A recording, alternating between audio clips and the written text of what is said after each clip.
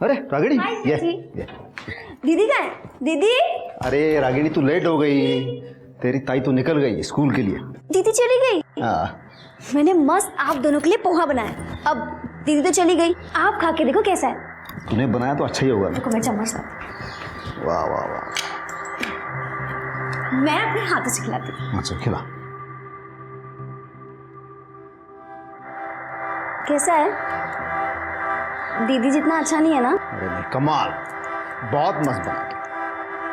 तूने जो ड्रेस मंगाया था ना, बोला था ना, वो ड्रेस? हाँ मैं लेके आया, अंदर रखा है, जा। आप पोहा खाओ, मैं देख के आती हूँ। अरे तेरे जीजा को क्या समझाया तूने? कहाँ रखा है जीजा जी ने ड्रेस? अरे रागिनी कहाँ देख रही है तू, वहाँ नहीं है। कहाँ है ड्रेस जीजा जी? मैं देता हूँ।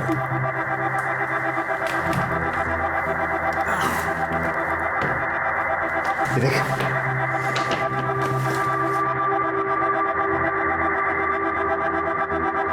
वाह, कितना ब्यूटीफुल ड्रेस है ना जीजा जी। पसंद है? बहुत अच्छा है। मैं अभी ट्राई करूँ? अभी? हाँ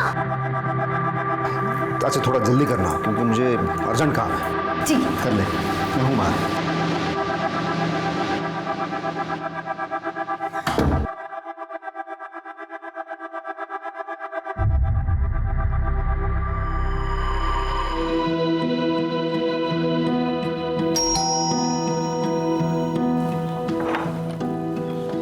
अरे शालिनी, आओ आओ।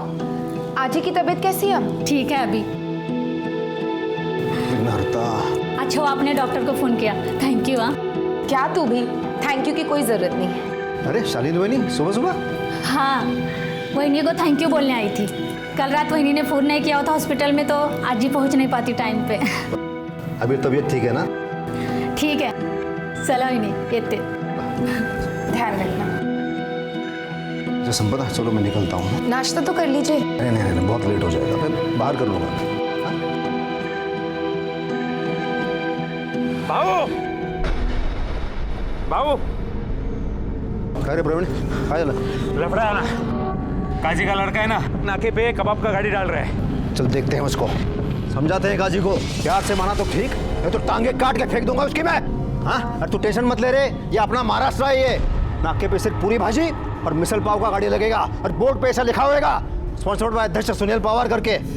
लेकिन अब काजी से झगड़ा क्यों करना चाहते हैं? प्यार से भी तो। तू नाट लाओ को, चल रे गाड़ी काट रे।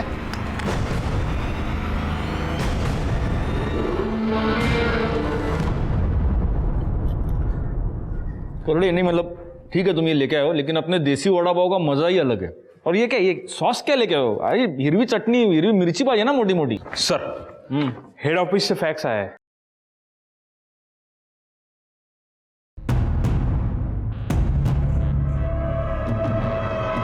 देखो, सबको मेरे केबिन में बुला। हेड ऑफिस से ऑर्डर आया है, मुंब्रा में रेड अलर्ट इशू हुआ है। इसके मुताबिक अगले कुछ दिनों में कोई बड़ी क्रिमिनल एक्टिविटी हो सकती है, जिसके लिए भारी तादाद में गैर कानूनी हथियार थाने शहर में आने की संभावना है। इसीलिए अगले कुछ दिनों तक अगर कोई भी सस्पिशियस एक्टिविटी, आदमी औरत दिखे तो तुरंत एक्शन लीजिए। Yes sir. मेरे को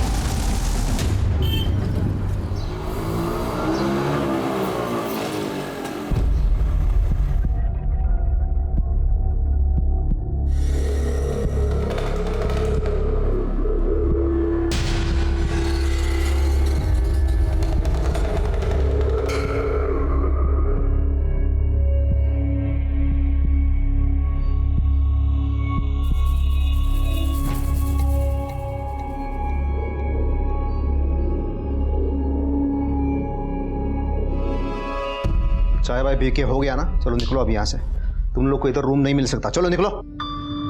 भाईजान, भाईजान हम लोग बहुत मुसीबत में, थोड़ा रहम कीजिए बस कुछ दिनों के लिए। अबे कुछ दिनों के लिए, कुछ घंटे के लिए मैं तुम लोगों को अपने घर में नहीं रखेगा। चलो निकलो। क्या बोल रहे हैं आप? घर आए हुए मेहमानों से ऐसे बात करते हैं क्या? ये मेहमान की बच्ची, इधर मेरे को मालूम नहीं ये लोग कौन है करके। मालूम, इंसान है हमारे जैसे। ये इंसानों के वजह से भाईजान, हम लोग गलत नहीं है, निकाह करके आए। आपको यकीन नहीं तो हम काजी का करारनामा दिखा सकते हैं। थोड़ा मदद कीजिए हमारी, आपको जो किराया चाहिए हम दे देंगे। क्या पैसे का लालच दे रहा है तू मेरे को? बोलना। जबान दी है मैंने, ये यहीं रहेंगे। तेरे को मालूम है ना कौन सी पार्टी के लिए काम करता हूँ मैं? उन लोग को पता चल गया ना कि मैंने इन लोग को अपने घर में रखा है, सबसे पहले मेरे को फोड़ देंगे वो। अभी के अभी कल्टी करवा इन लोगों को। चल रहे जनाब, जनाब, खुदा के लिए हमारी मदद कर दीजिए, बस कुछ दिनों के लिए हमें यहाँ पनाह दे दीजिए।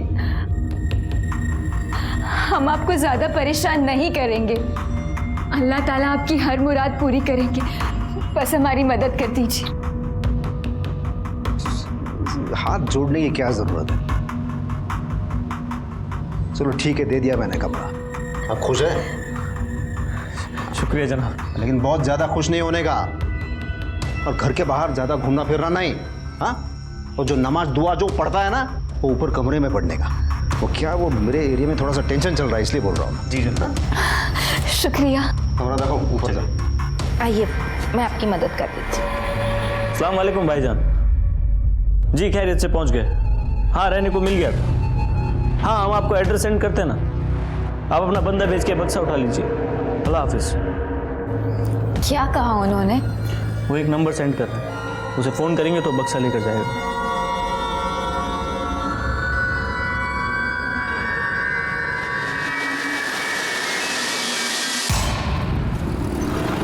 ये लो।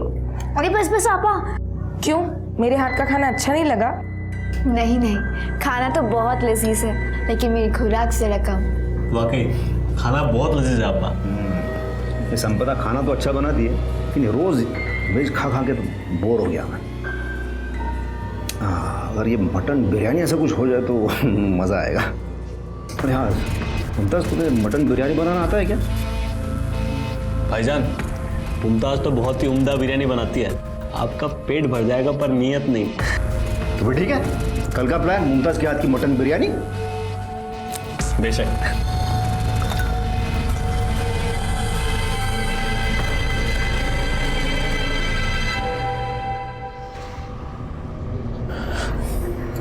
क्या हुआ, फोन नहीं लग रहा? रफीक, हम फंस गए हैं, यहाँ माहौल बहुत खराब है, ज्यादा दिन नहीं रुक सकते, सामान देकर निकलना होगा। हाँ, पर कैसे? रियाज भाई भी फोन नहीं उठा रहे हैं। तो भाईजान को फोन करो ना। 1000 बार कर चुके हैं, वो भी फोन नहीं उठा रहे। समझ नहीं आ रहा क्या करें। ये बक्सा तो जान की मुसीबत बन गया।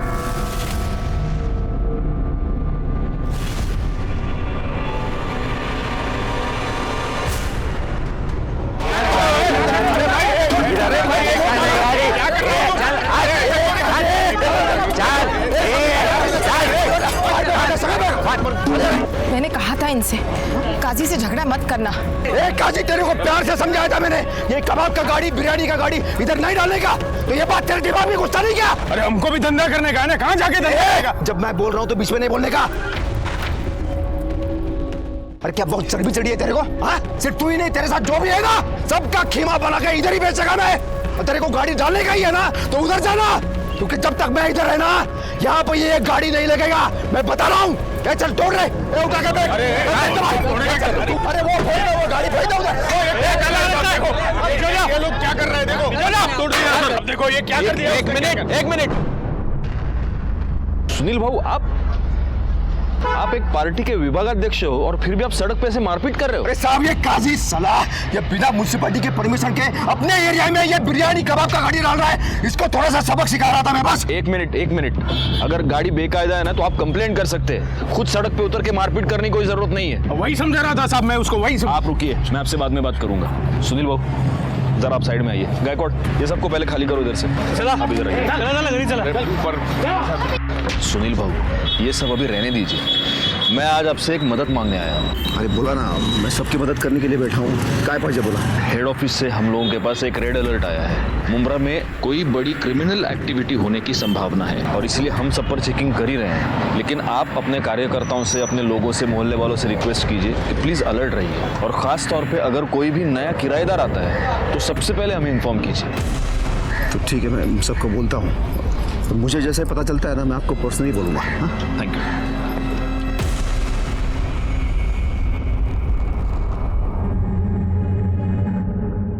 अरे ये भाई लोग, यहाँ पे तमाशा नहीं चल रहा है, चलो निकलो। ये चल जा रे।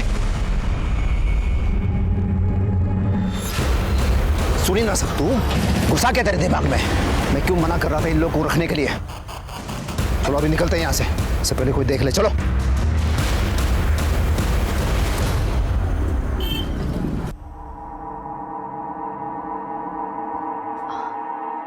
हाँ पा, दीजिए हम कर देते हैं। नहीं नहीं, मैं कर लूंगी। कोई बात नहीं, हम कर देंगे।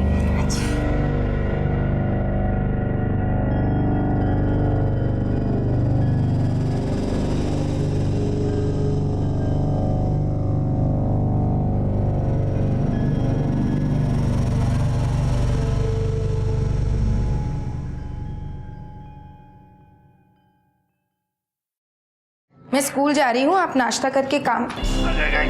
अरे अभी तक तैयार नहीं हुए, आज काम पे नहीं जाना है क्या? अरे वो कल का मटन बिरयानी ना बहुत ज़्यादा हो गया, वो थोड़े पेट में गड़बड़ी हो गई है।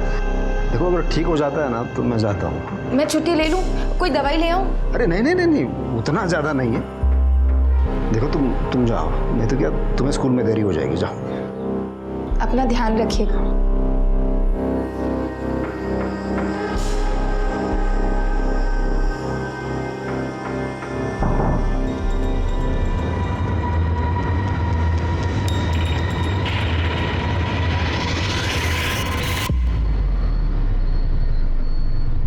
चलो। अरे दर्शन, प्रवीण, अच्छा अपने सारे कार्यकर्ता वो माने, शिरवाड़कर, साड़ुंके सब आ रहे हैं ना? सब आ रहे हैं। क्योंकि क्या मुझे इसमें पार्टी में सबका समर्थन चाहिए, तभी मैं बात को आगे बढ़ा सकता हूँ। हाँ भाऊ, बरोबर है। लेट होने वाला है, भाऊ ने बोला था टाइम से आने का। भाऊ आपके साला सब हाल उसमें रागिणी। नमस्ते जीजा जी। नमस्ते, कैसी हो तुम? मैं अच्छी। अच्छा सुन ना, तेरी ताई तेरे को बहुत याद कर रही है, जब तेरे को टाइम मिले तो घर पे आ जाना। ठीक है, कल आती हूँ। ओके ठीक, कल आना। बाय जीजा जी। Bye bye. बाय दादा। क्या रे, अपने जीजा के यहाँ तू काम करेगा, इसका मतलब जब मन में आएगा तब उठ के आएगा तू? हाँ, अरे मैं पगार देता हूँ ना तेरे को, तो टाइम पे आने का, काम करने का। तेरे को मालूम था ना आज पार्टी का मीटिंग है करके? वो रागिनी को कॉलेज में थोड़ा काम था इसलिए लेट हो गया। अरे तो बोल के जाने का ना। चल अब शुरू कर, और आधे घंटे में मेरे को सब तैयार चाहिए। चल चल चल चल। कुत्र्यासारखं वागवता तुम्हाला भाऊजी, कुछ भी बोलते हैं, अचानक भड़क जाते हैं मेरे पे। ऑफिस में सब लोग मजाक उड़ाते हैं मेरे। आप बात करो ना उनके साथ। देख, ये तेरे और उनके बीच की बात है, मुझे बीच में मत डाल। और वैसे भी गलती तेरी है, थोड़ा पढ़ लिख लेता तो ऐसे गालियां नहीं सुननी पड़ती तुझे। एक तो उन्होंने तुझे काम पे रखा, ऊपर से तू उन्हीं की शिकायत कर रहा है। नहीं जम रहा है ना तुझे तो छोड़ दे, कोई और काम ढूंढ। ठीक है, समझ रहा हूँ मैं, सब पति है ना आपके, वो कुछ भी हो जाए आप उनकी साइड लोगी। पर याद रखना ताई, जिस दिन मेरी सटक गई ना, बहुत भारी पड़ेगा आपको।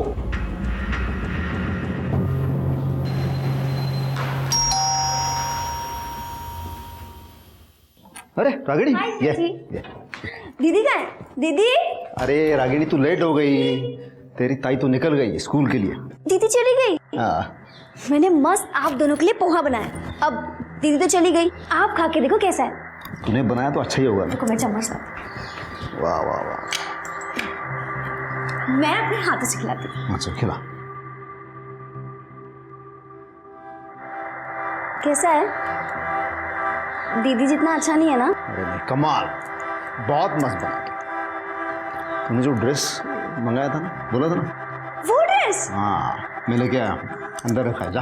आप पोहा खाओ, मैं देख के आती हूँ। अरे तेरे जीजा को क्या समझाया तूने? हाँ रखा है जीजा जी ने ड्रेस। अरे रागिनी कहाँ देख रही है तू, वहाँ नहीं है। कहाँ है ड्रेस जीजा जी? मैं देता हूँ।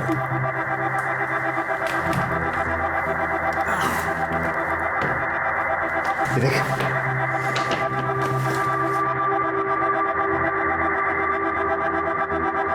वाह, कितना ब्यूटीफुल ड्रेस है ना जीजा जी। पसंद है? बहुत अच्छा है। मैं अभी ट्राई करूँ? अभी? हाँ। अच्छा थोड़ा जल्दी करना, क्योंकि मुझे अर्जेंट काम है। ठीक है, कर ले, मैं हूँ बाहर।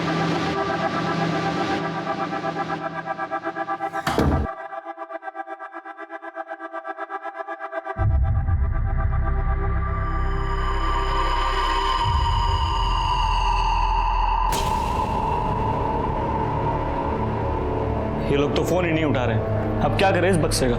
यहीं छोड़ के भाग जाते।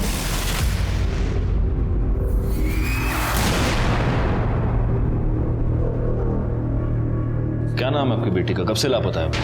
संपदा पवार नाव आहे साहेब तिचं। 2 दिन से मेरी बेटी गायब है साहब।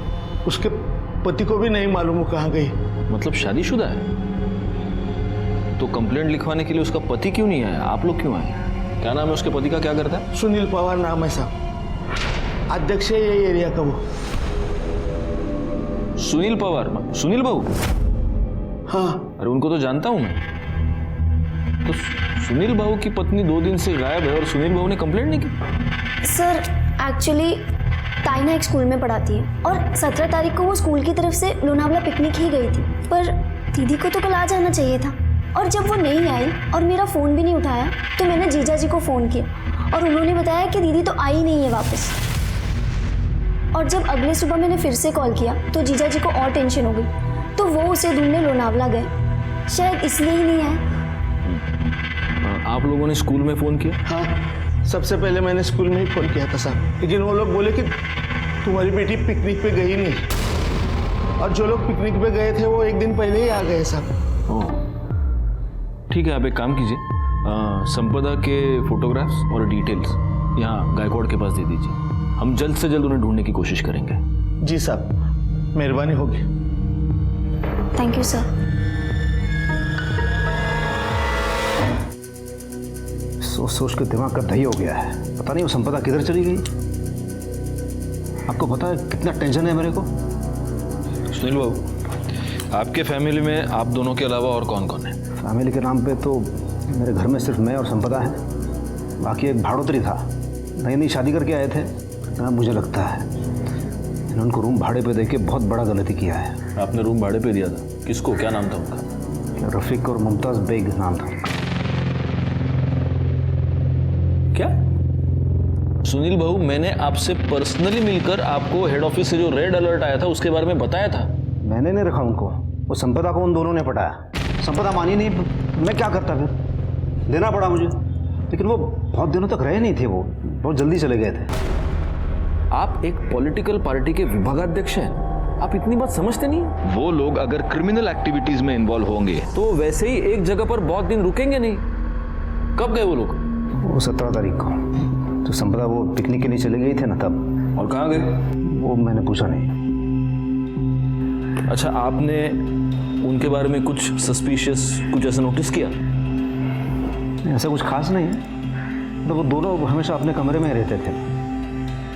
लेकिन वो जो रफीक था ना, वो थोड़ा सा अजीब था।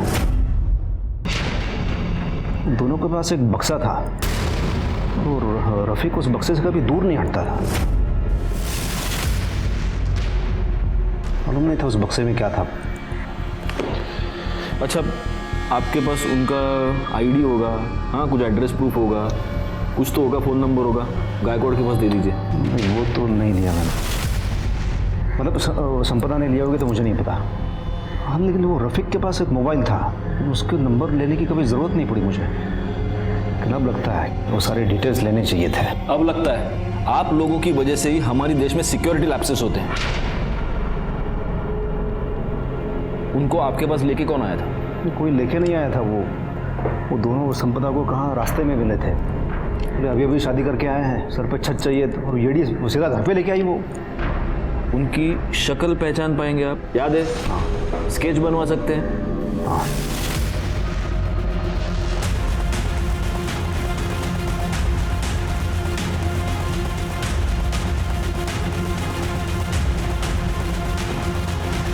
सर, रफीक और मुमताज़ के स्केच बन गए। ग्रेट। फौरन ये स्केचेस आसपास के पुलिस स्टेशन और हमारे खबरियों को भिजवा दो। हमें किसी भी हालत में इन्हें पकड़ना होगा, इससे पहले कि ये किसी आपराधिक घटना को अंजाम दे दें। सर,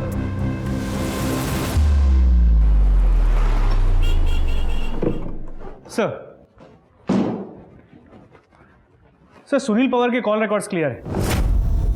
उसके लोकेशन रिकॉर्ड के मुताबिक वो लोनावाला गया था, शायद संपदा को ढूंढने के लिए। लेकिन संपदा के कॉल रिकॉर्ड्स एज एक्सपेक्टेड नहीं है। संपदा का फ़ोन संपदा के गायब होने के 2 दिन बाद तक, मतलब कल शाम तक एक्टिव था, लेकिन उसकी लोकेशन लोनावाला की नहीं थी, यही मुमरा की थी। और उसका फ़ोन इस दौरान कई बार स्विच ऑन और स्विच ऑफ हुआ। हर बार स्विच ऑन हुआ सिर्फ फोटोज रागिनी को भेजने के लिए। सर मुझे लगता है कोई हमें मिसलीड करने की कोशिश कर रहा है। अब ये कंफर्म हो गया गायकवाड़ कि संपदा कभी लोनावाड़ा गई नहीं थी, वो यहीं पर थी। और सर सबसे इंपॉर्टेंट बात, संपदा के फ़ोन से आखिरी कॉल किया गया था 100 पे। ये कॉल 5 सेकंड के लिए चला, जिसके बाद कट हो गया और इसके बाद संपदा ने वापस कॉल नहीं किया। संपदा और ये कपल एक साथ गायब हुए। हो सकता है इस कपल ने संपदा को किडनैप किया हो। उनसे बचने के लिए जब वो 100 डायल कर रही होगी तब इन लोगों ने संपदा को पकड़ लिया और फोन कट कर दिया। और फिर किसी को शक ना हो इसलिए रागिनी को लोनावाड़ा के पिक्चर्स भेजते हैं। सुनील भाऊ ने हमें इस कपल के बारे में ना बताकर बहुत बड़ी गलती की है। एक काम करो, 17 जनवरी को संपदा गायब हुई। उस दिन सुनील भाऊ के घर के आसपास जितने भी फोन्स एक्टिवेटेड थे उन सब के बारे में बता दो। सर हाँ, Mumbra police station inspector Jadhav बोलते हैं। ठीक से देखो कुछ मिलता है क्या? मांगे वा चलो। सर पे बहुत बुरी तरह से चोट लगी है। लाश को पहली बार किसने देखा था? सर जवळ मिटा घर है, वहाँ के कुछ लोगों ने सबसे पहले बॉडी देखी है। सर आपने जो फोटो भेजी थी उससे हमने मैच किया और आपको इन्फॉर्म किया। आसपास कुछ मर्डर वेपन, इसका मोबाइल, आई कार्ड कुछ भी मिला? नहीं सर, हमने काफ़ी ढूंढने की कोशिश की लेकिन कुछ नहीं मिला। हाँ, आम्ही गुन्हा नोंदवून घेतलाय। ठीक है, ओके। सर संपदा की बॉडी से जो गोलियां मिली थी, बैलिस्टिक रिपोर्ट के मुताबिक वो यूएस मेड बेरेटा गन से चलाई गई। और संपदा की पोस्टमार्टम रिपोर्ट के मुताबिक पहले उसके सर पे वार किया गया था, जिसके बाद उसे 2 गोलियां मारी गई जिस वजह से उसकी मौत हो गई। मुंब्रा में यूएस मेड बेरेटा गन, और वो भी एक स्कूल टीचर को मारने के लिए। गायकवाड़, ये काम जरूर उस कपल का ही है। सर 17 जनवरी को सुनील के घर के आसपास जितने नंबर एक्टिव थे उसमें से एक नंबर संदिग्ध है, जिससे कई सारे इंटरनेशनल कॉल किए गए हैं। और सर ये जो दूसरा नंबर है ये तलोजा का नंबर है। इस नंबर से तलोजा के नंबर पर भी कई बार कॉल किए गए थे। सर लास्ट कॉल कल का है। एक काम करो, ये दोनों नंबर्स मॉनिटर करो और गायकवाड़ इनकी मोबाइल लोकेशन मुझे चाहिए इमीडिएटली। सर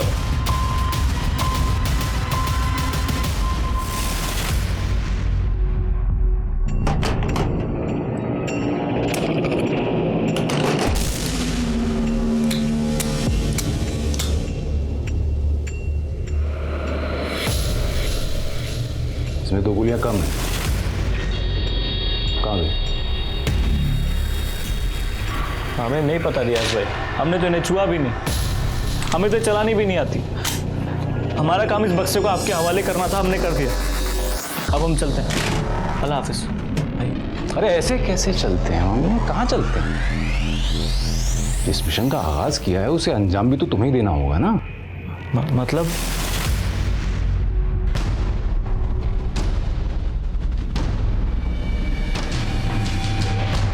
साहब, सुनील भाऊ का और काजी का बहुत टेंशन चलता था, बहुत लफड़े भी हुए थे।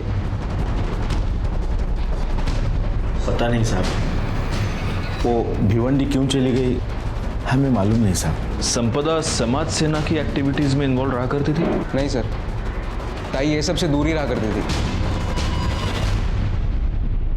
ठीक है, तुम उस पर नजर रखो पर अपडेट करते रहो। सर खबर पक्की है, तलोजा का नंबर रियाज पारकर का है, जो नाम के लिए तो दुकान चलाता है, लेकिन दुकान के पीछे उसका गोडाउन है जहाँ से वो इलीगल एक्टिविटीज करता है।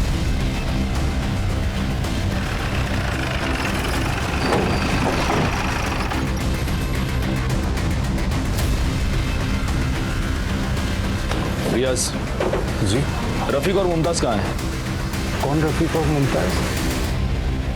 रफीक और मुमताज को मैं इस्तेमाल कर रहा था साहब। इधर के लोकल गैंग को बड़ी तादाद में असला चाहिए था, मैंने उन्हें उसी काम में लगा दिया था। उन दोनों का हुलिया बता। हुलिया बता उनका। मोबाइल, उनका मोबाइल में मोबाइल गुंडे मोबाइल क्यों नहीं सर?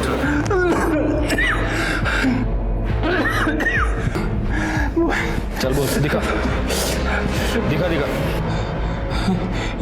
ये दोनों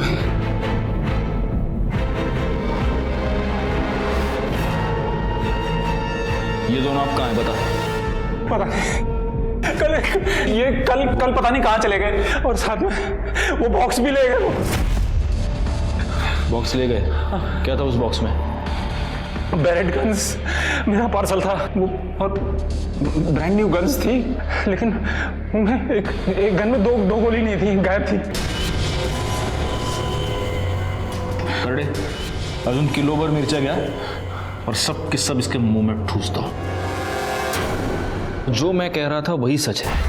संपदा को इनकी असलियत पता चल गई और इसीलिए ये कपल उसको मारकर भाग गया।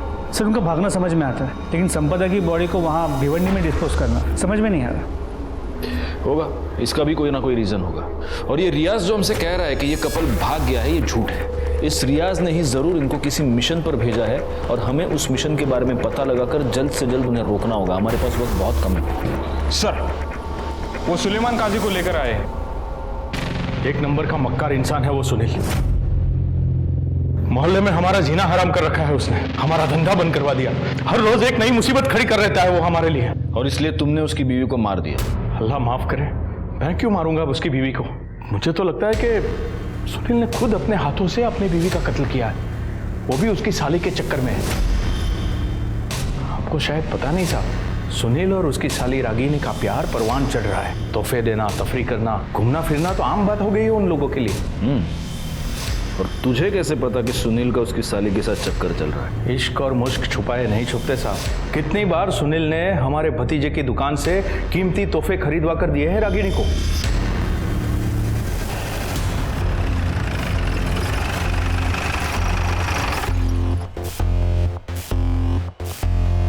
चेक करो।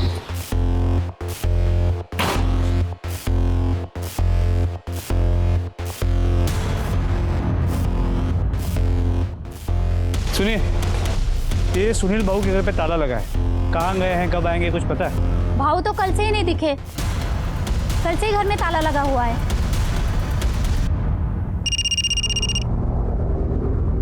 हाँ बोलो।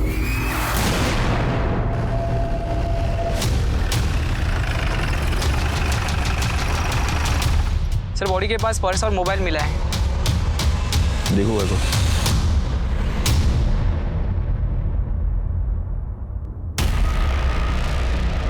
सुनील पवार, फोन दिखाओ। मोबाइल लैब भेज। सर पीएम रिपोर्ट के मुताबिक सुनील पवार का मर्डर 22 जनवरी को दोपहर 2 से 4 के बीच में हुआ है। और सबसे खास बात यह है गायकवाड़ कि सुनील के बॉडी पर 8 से 9 इंच के चक्कू से कम 20 बार वार किए गए हैं। 20 बार मतलब जिसने भी सुनील बाबू का मर्डर किया है उसने बहुत ही गुस्से और नफरत में उसका मर्डर किया है। और इसीलिए उसका खून होने के बाद, वो मरने के बाद भी वो मर्डर उस पर लगातार वार करता रहा। सर रफीक का फोन कुछ मिनट पहले ही मानखुर्द में ऑन हुआ है। फौरन उसकी एग्जैक्ट मोबाइल लोकेशन निकालो, हमें जल्द से जल्द निकलना होगा।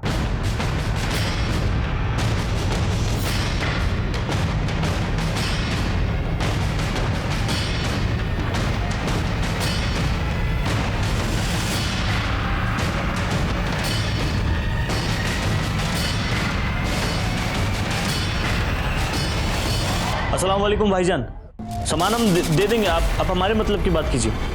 जी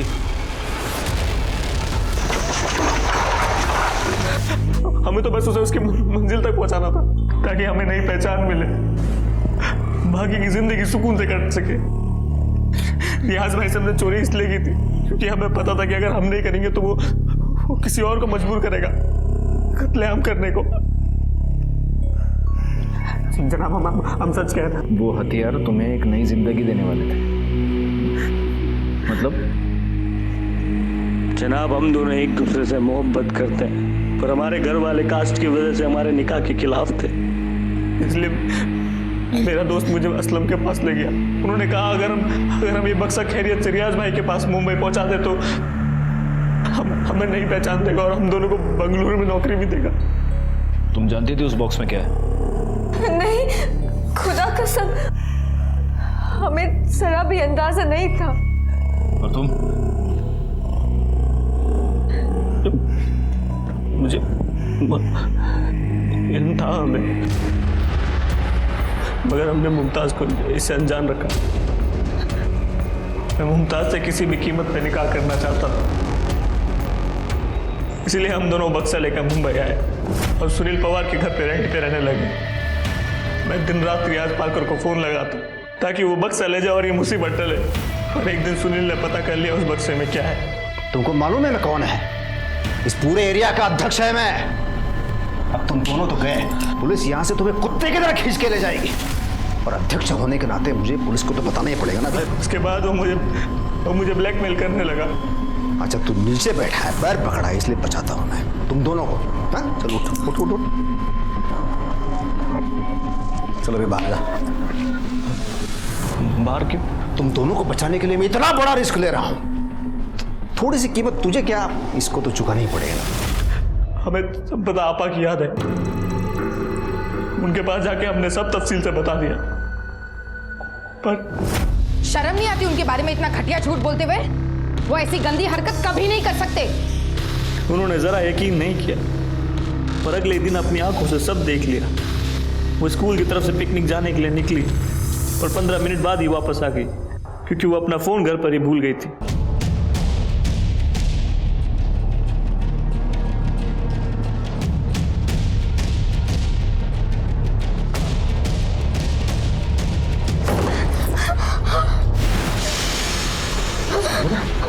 इसका मतलब ये लोग सच बोल रहे थे। मैंने इनकी बात पे भरोसा नहीं किया। तुम पर आंख बंद करके मैंने भरोसा किया और तुम ये सब। संपदा, अरे तू गलत समझ रही है रे। इनको थोड़ा सा सबक सिखा रहा था। मेरे को मालूम नहीं ये लोग क्रिमिनल हैं। अरे गन का बक्सा लेकर घूम रहे हैं। तेरे को बेवकूफ बनाया इन लोगों ने। ये लोग तो पराए, लेकिन आपको क्या हो गया? तुमने पुलिस को खबर क्यों नहीं की? तुमने मुझे धोखा दिया है। छोड़ने वाली नहीं हूं मैं तुम्हें। पुलिस को जाके अभी सब बता दूंगी मैं। ये संपदा रुक ना, मेरी बात सुन रहे सब। मेरी बात सुनना, मैंने कुछ नहीं किया। तू कहां जा रही है? तू रुक जा। अरे संपदा क्या कर रही है तू? ये मैं तुम्हारी करतूतों के बारे में पुलिस को बता के रहूंगी। तू ऐसा नहीं करेगी। तू क्या करेगी? कुछ नहीं सुनना मुझे। मेरी बात सुन।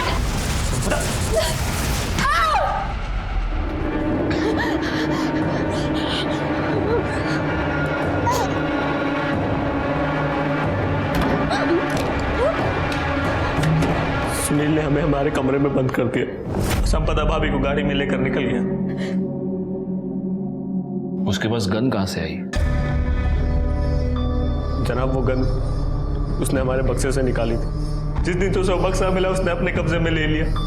उसके बाद वो निकल गया और कुछ घंटे बाद प्रवीण के साथ वापस आया और हम दोनों को घर से बाहर निकालने लगा। इसका मतलब ये प्रवीण भी इन्वॉल्व था? सुनील ने ही नहीं, प्रवीण ने भी मेरे साथ एक बार नहीं कई बार जबरदस्ती। लेकिन हम ये कैसे मान ले कि तुम दोनों सच कह रहे हो? जनाब हम मानते हैं कि हम गलत हैं, मगर ऊपर वाला गवाह है कि हम सच बोल रहे हैं। इसके बाद हमें हमारे लिए कुछ नहीं बोलना। आगे अल्लाह मालिक। तुम दोनों ने सरेंडर नहीं किया, इसलिए जब तक प्रूव नहीं होता तब तक तुम दोनों सस्पेक्ट्स ही रहोगे।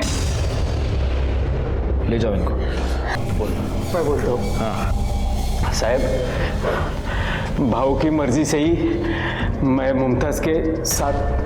क्या साहब? तेरे सुनील भाव की प्राइवेट प्रॉपर्टी थी क्या? साहब आगे बोल, आगे क्या हुआ बोल। साहब भाव मेरे को फोन करके बुलाया। मैं उनको रास्ते में मिला, देखा तो संपदा वहिनी के सर से खून बह रहा था। वो बेहोश थी। फिर हम लोग उधर से भिवंडी चले गए सुनसान जगह पे।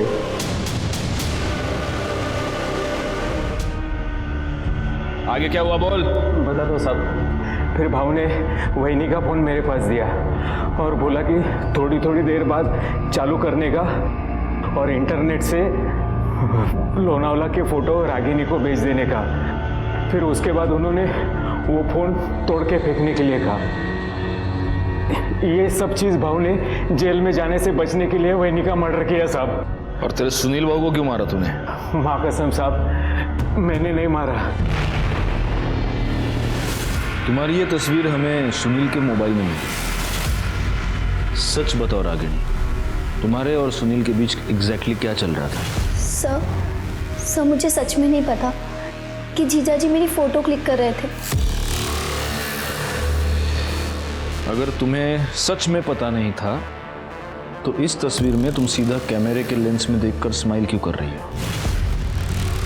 रागिनी, सच सच बताओ, वरना पाटिल मैडम तुमसे सच उगलवा लेंगी। नहीं सर हमारा कोई अफेयर ही नहीं था, सिर्फ जीजा साली का मस्ती वाला रिलेशन था। हम बस फ्लर्ट करते थे सर, बाकी और कुछ था ही नहीं। वो सब नहीं था, मतलब फिजिकल नहीं था सर। और तुम्हारी ये ऐसी फोटोज है, ये तुम्हारे अलावा और किसी को पता है? वो रफीक, उसको मालूम है सर। तूने जो ड्रेस मंगाया था ना, बोला था ना, वो ड्रेस? हाँ, मैं लेके आया, अंदर रखा है, जा। आप पोहा खाओ, मैं देख के आती हूँ।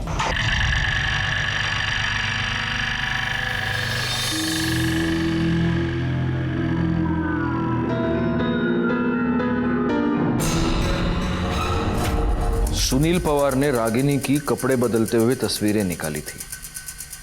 तूने ये बात हमें क्यों नहीं बताई? जनाब, वो ऐसा कुछ हमें याद नहीं आया। हम तो वहाँ गलती से मौजूद थे, और वैसे भी उस बेगरत बेशरम आदमी के बारे में ये जान के कौन सा कुछ नया जान लेते हैं आप? गलती से मौजूद था, लेकिन इस गलती का तो फायदा खूब उठाया होगा तूने। बता, किस किस को बताया इस बारे में? संपदा को, जयदेव को?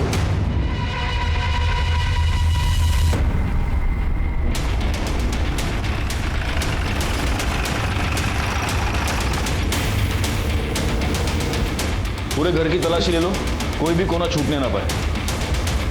चलो बाहर चलो।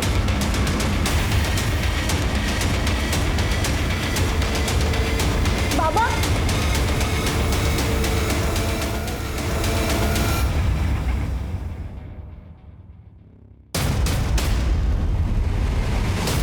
सर, ये किचन में चाकू मिला है और इसके ऊपर खून के दाग हैं।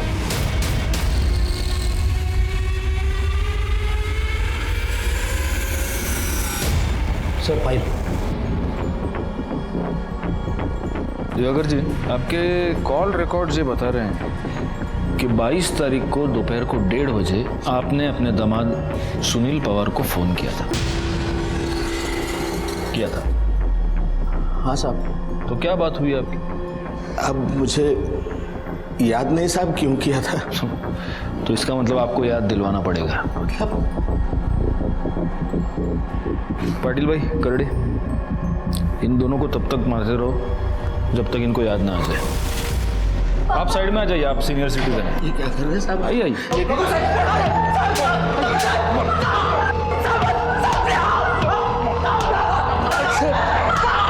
कुछ नहीं किया उन्होंने साहब। सब मेरी बात मानो साहब, उन्होंने कुछ नहीं किया।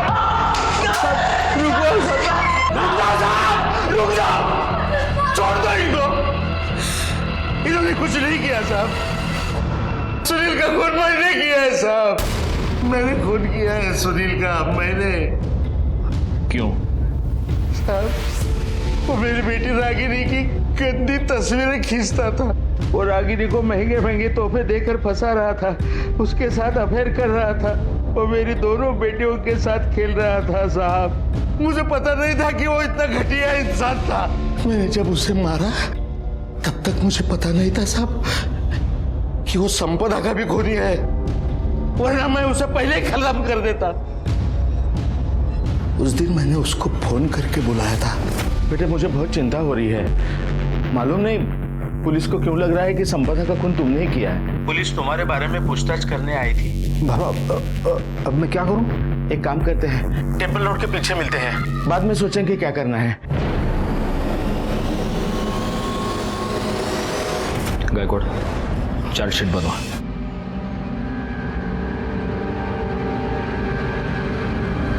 प्रवीण को मुमताज पर करने के और संपदा के मर्डर में भागीदार होने के जुर्म में सजा मिली और दिवाकर राव को सुनील पवार के मर्डर के लिए। लेकिन इस केस में सही माने में विक्टिम थी मुमताज बेग। सुनील और प्रवीण जैसे लोगों ने उसकी अस्मिता को ठेस पहुंचाई। इसी के साथ मैं सीनियर इंस्पेक्टर राजेश यादव आपसे विदा लेता हूं। दोबारा मिलूंगा, तब तक सतर्क रहिए और देखते रहिए क्राइम पेट्रोल दस्तक, क्योंकि मकसद बताना नहीं, बचाना है। जय हिंद।